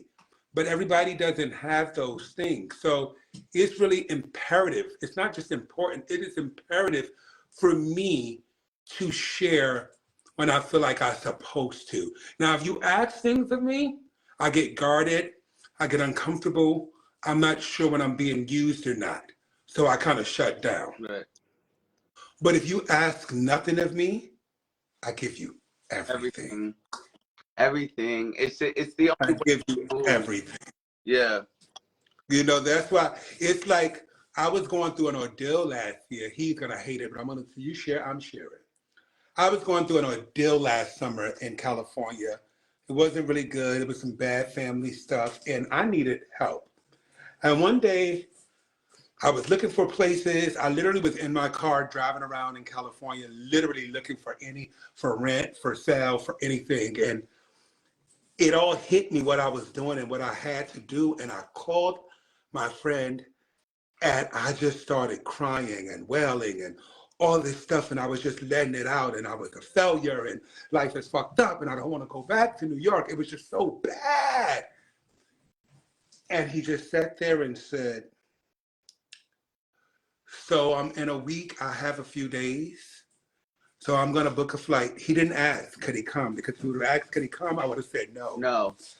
I would have said no. I would have got real big. I would have turned into Mr. Perfect, the illusion. Straight. I would have set up straight. I would have got it together, right? And instead, I just shut up and he told me what he was going to do. And about a week later, I found this home. And I didn't say nothing because he was already on the way. He was coming and he was coming to do nothing but help me pack my stuff from one place just in case I do find something. He wouldn't be able to be there for the move, but he could help me pack up. And my friend, our friend, left Denver, Colorado and came to California with a bad back, a fucked up leg, and respiratory issues. And he sat there with me for 3 days and he packed clothes, he packed boxes, he did not ask for anything. Nobody gets to see my things. Nobody gets to see my stuff. And he saw every designer, every label, every custom, everything. And he never said, can I have this? Can I have that? He literally just folded the clothes and put them in boxes and set them at the top of the steps because he didn't have the strength to bring it down the stairs for me. He didn't have the strength to help me put it onto a truck or anything. But he did everything that he could do to make sure I was okay. And he wouldn't let me talk about it. He wouldn't let me post anything. I have pictures myself because I snuck them of him. I have pictures. But but I dare not ever share them because that moment was not about him doing it for me. It was about him showing up for our friendship. Yeah. And so for me, Ricky, like when it comes to you, I've been met with bitches like, you fucking him, he get on my nerve, blah, blah, blah. And I'm always like, I get it. I get on people's nerves. I get it. I understand. I get it. But they can't separate you and I because they didn't build you and I. Yeah. And so there are relationships that when they belong to you and the person alone, nobody can take anything away from that. Yeah. Nobody can do anything about it. And so when sometimes people say, I want to help you, but you never let anybody help you. I know you're lying. Because to help me is to know me and to know how you can. To help me is not by asking me, can I help you? To help me is to tell my Taurus, big mouth, cocky motherfucking ass, shut the fuck up, bitch. I'm coming. I'm gonna do it. Deal with it. Deal with it. Too fucking bad. Yeah. Not what is your Cash App. Hey, I wound up looking for your Cash App. I think I sent you something. Did you get it? Oh, you didn't get it? Don't worry. I'm gonna send it another way. But it's so funny that you said it, because I think like you have to. Some of us are not going to say, "Can you help me? Can you help me? Can you help me?" I can't. But I don't know any of us that's going to say no, thank you to help that's just presented to you. Mm-hmm. And so for me, there's very few help I trust, because if you want to help me, you ain't gonna ask me, can you? You're just gonna do it. And that's who I am too. I'm not about to call you and ask you, how would you feel if I did this for you? Because then you see it coming.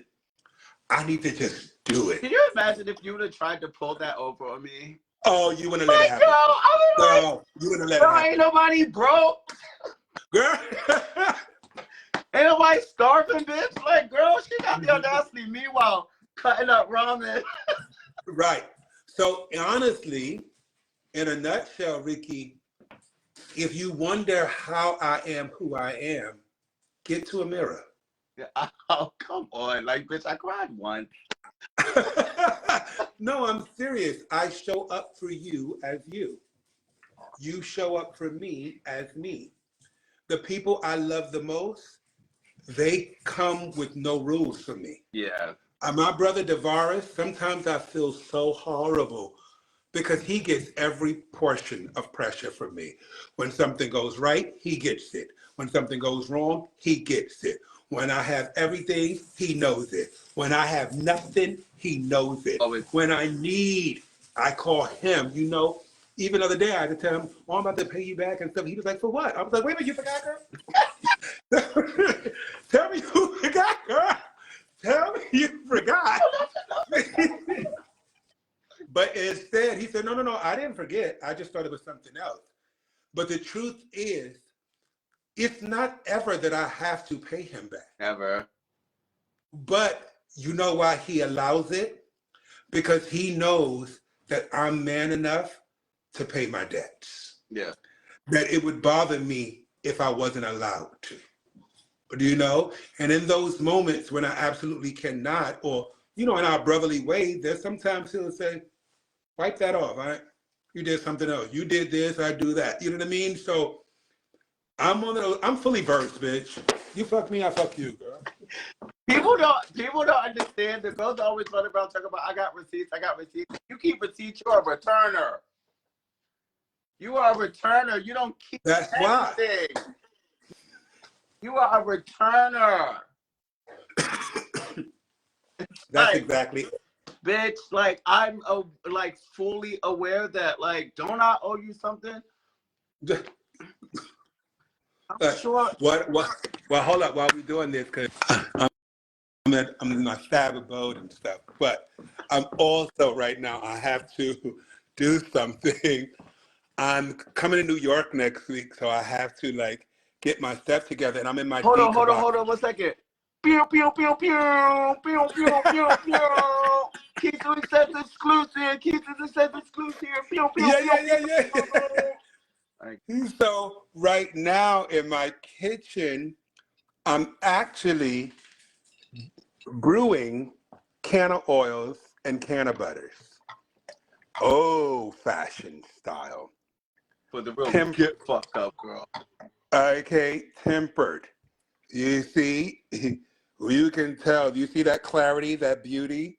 How long does it have to cook? Well, it needs to brew for, it's going to be doing this for another 24 hours. It's been going since 3 p.m. and wow. It's now 8:16. Yeah. So this is why my price is my price versus everyone else. You know, I know there's a lot of Amazon machines. You can put an ounce of weed in and you'll get this much out of all that bullshit. But I put love into everything that I do. Yeah. And so this is nurturing. Like, I took the thermometer out just in case I was going to show you because I can't show my secrets. Yeah. But this is a tempered. It's a certain temperature that it has to not only be in, it has to stay for more than 24 hours. Yeah. You know, and then in following our old boss, we won't say his name with the trouble going on, but I took from him the whole Ciroc distillation process because I was there a part of the making that vodka. Yeah. And I learned about that 6 times distillation. So in that, I make sure that I do a 6 time distillation in all of my products. That's why my butter has clarity, my oil has clarity, because this is just step 4 of 8 before it even gets to the process of getting to the 10 mixers all throughout the house Yeah. and then becoming something else. Does that change the potency of the product, like up? Yes. Not only does it change the potency of the product, I have this one thing I like to tell people, especially young people who are doing edibles and stuff too. When you cut your process, you cut your profit. So the reason I don't have to lean in or negotiate on another price is because nobody's willing to do this shit. See, I'm 47 now. I don't have nothing but time, bitch. I'm okay. I know how to make time. We're about to open Where cannabis stand in Mexico. right, these young kids, they just want to get it and get it good. And while your high will be good and it will last an hour or so, I'm not recreational. I literally started making these products because cannabis saved my life. Not pills, cannabis. And so, because I know that the United States government is withholding the information about cannabis and all of its healing properties. Alex, all of that. Yes. I'm here to make sure that I am healing people, not killing people. And anybody that has to have a Percocet or Oxycontin or crystal meth, cocaine, anything, nobody is having that because they are irresponsible, because they are lazy, because they don't like themselves, because they don't matter. There is something that is of pure need.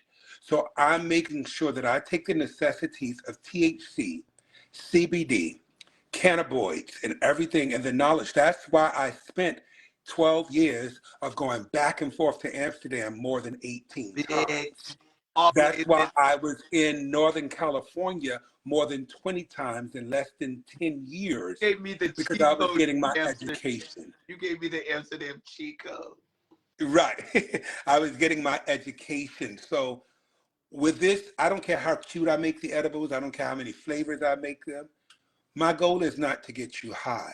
My goal is to give you something that shows you that you can live, that you can take this and still drive a car, that you can take this stuff and still be active, still go to work, still play with your children, still be able to play with yourself. I even use the oil in that, like, yes. Yeah. And that's why it is really important to me. A lot of people think I'm a weed snob, but I'm not. But there's an education behind cannabis that is so extensive that we are doing a disservice to ourselves when we just buy any eighth from anybody. Weed is like a partner. You can't just go with anybody. It has to match you. Yeah. It has to be necessary. So the only way I make anything with indica is if the person is in an ailment near death, that they need to be comatose, that they need to be sleep more than awake, that they need to be out of it. Then I provide things that are indica based. But I am here witnessing so many young people dying from suicide and depression and just feeling so bad about themselves that I'm trying to teach them sativa is the way to go. Sativa. If you want to be active, if you want to be available, if you want to be living in it, you need to be in a sativa friendly environment. I smoke every morning and I'm productive all day long at work. Nobody knows I'm high. I'm also very private. I don't want you to know nothing about me unless I tell you. So you shouldn't know I'm high. unless I tell you I'm high. And with sativa, that's how that is. Indica is very couch locky. Yeah. It owns you. More of a body. It owns you. And if you are just taking product and you're buying things and you don't know what you're buying, you are doing a disservice to yourself. So for me, if you can't tell me when that seed was planted, when the harvested, when you did the shake to get it off the tree, and how long you allowed it to manifest before you offered it to someone else, I don't want your weed, baby. I don't care how $30 it costs. What's up, baby? I don't want that. I'm not doing that. I've had some terrible shit into this body. Fucked up dick, fucked up ass, all that stuff. I'm not about to let no fucked up weed get in my body. A blunt ain't taking me out. A blunt ain't taking me out. You understand? But yeah, I'm a sativa girl. I lean into the creative space. Like I like energy weed. You know, Right. I want to smoke 3 hits of my blunt and be like, that couch needs to move. Right. Ricky, bitch, you give me an ounce, I will paint your whole motherfucking house. Darling, give me an ounce.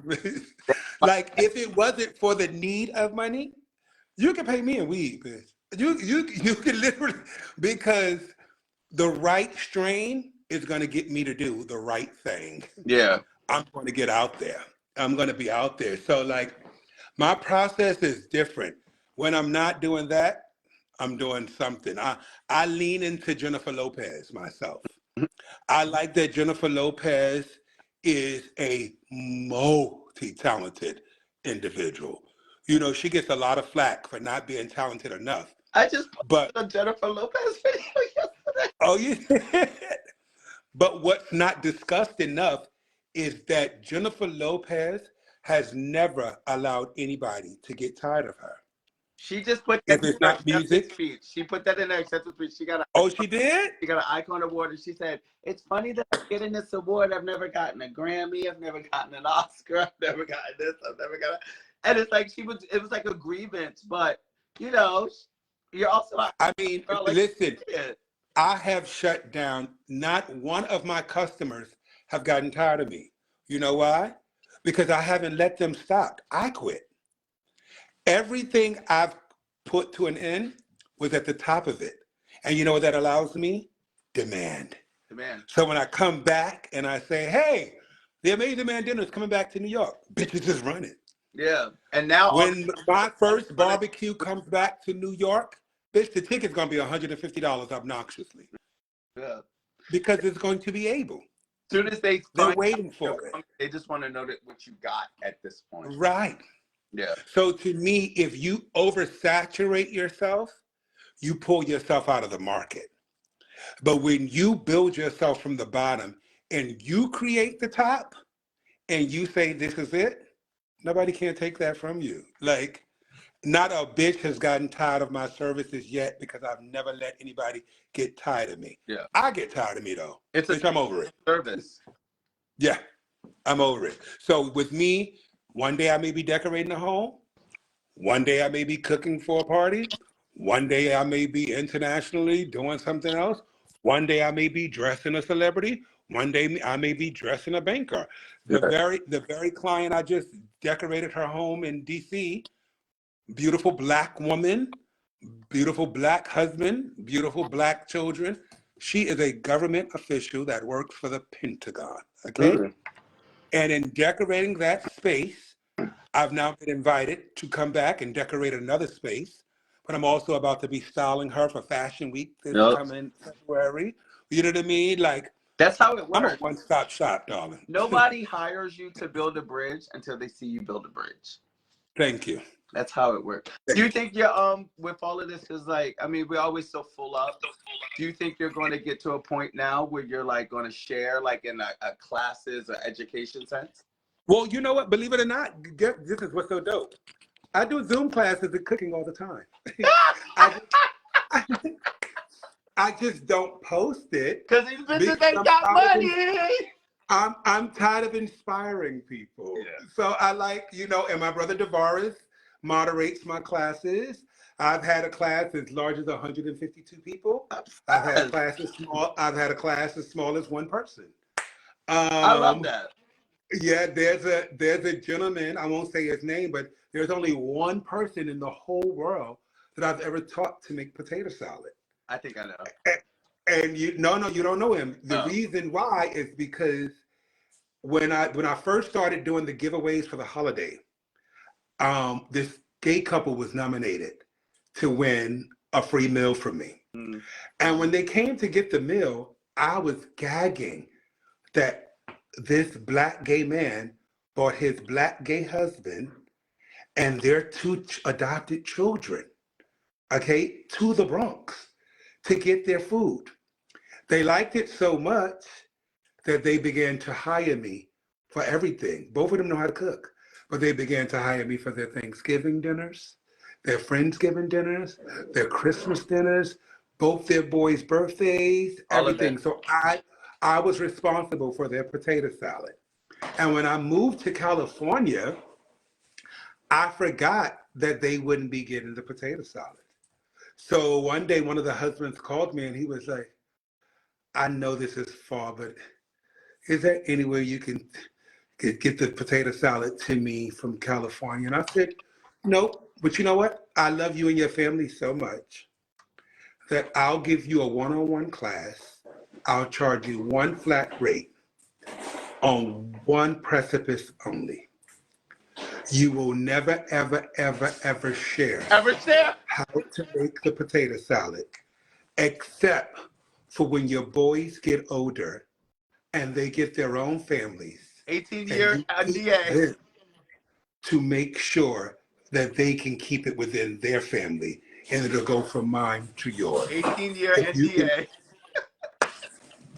I love that you do classes because I didn't even know that. But that's I do classes. I do one-on-one FaceTime. Yep. Right here, girl. $100 a FaceTime, 45 minutes to an hour the call. We have it.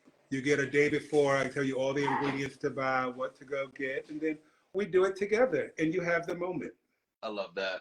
So I a lot of my ways, because my creativity was being so inspired by that, I was kind of losing myself. So I learned to just like share some. But you said it yourself. I don't share everything. I don't share anything. Everything that I do has a monetary value. During the pandemic, a lot of people were saying stuff like, oh my God, why don't you just teach people how to do stuff? You don't see what people are doing, you see what we're doing? And I had a different vision.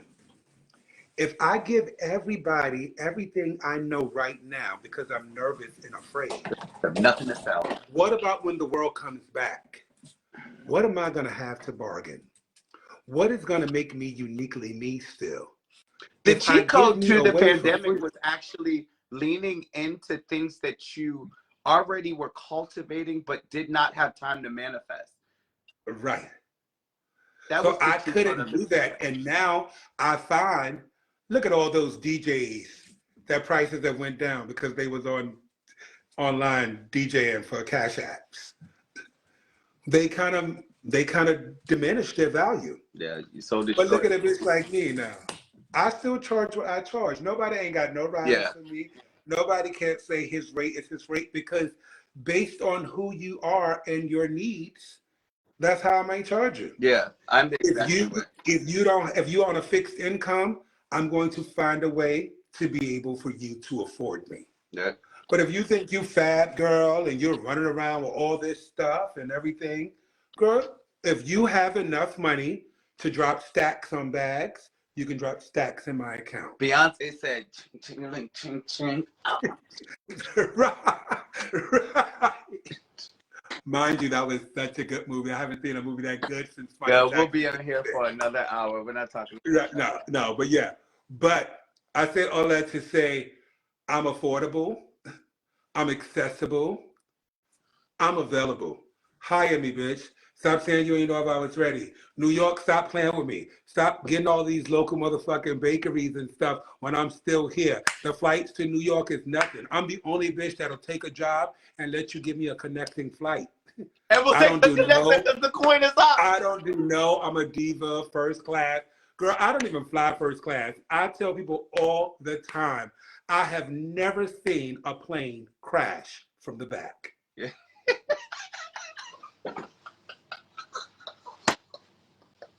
Not one time in my motherfucking life have I ever seen the plane crash in row 36C. I am falling the fuck out. I've never seen a plane crash from the back. I've never. Every time when I used to work with Eric, she used to sit in the first class and I would sit in the back. She was touching. But if it would have went down, God forbid. But if you go, when the plane goes down, the tail end of the plane, I'm New York, bitch. I was right there with Sully on the Hudson River. I'd have looked like the tail end of the plane stayed out for almost a day, girl. I'd have looked Do you like know what everybody was able to back. do on the back of the plane? Get out of the back, bitch. So while you want to be first class, first dies. I'm weak.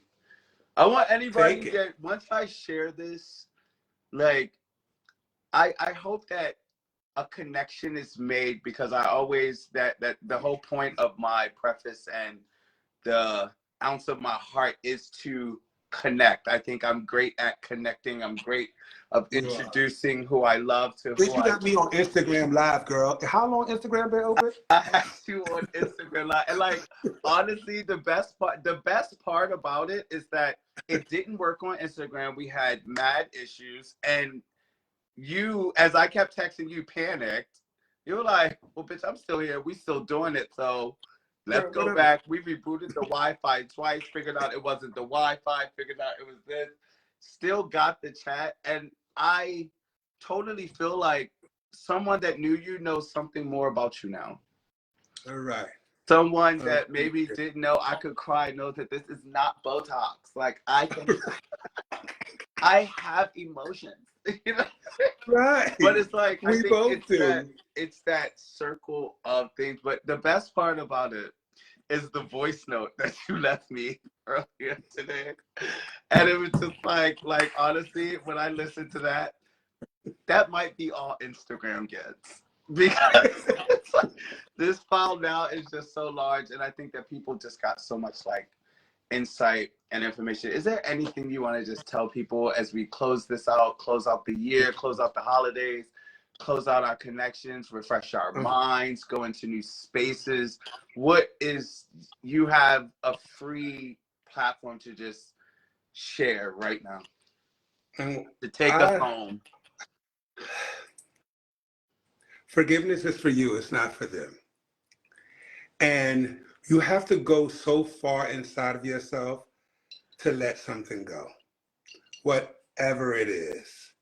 Like, you got to let it go so fiercely, bitch, that you forget it was ever there. And you don't need to be ashamed about being yourself. I was just talking to someone who's 55, and he was forcing himself on me. And he said something to me that I answered so quickly I couldn't believe it. He said, are you doing anything to make room for other people in your life? Like, is there anything you're doing to open up your space and share your time and stuff? And I said so quickly, no, I'm not. It's a selfish because I am no longer living for other people. I wake up every day because some form of higher power allowed me to do so.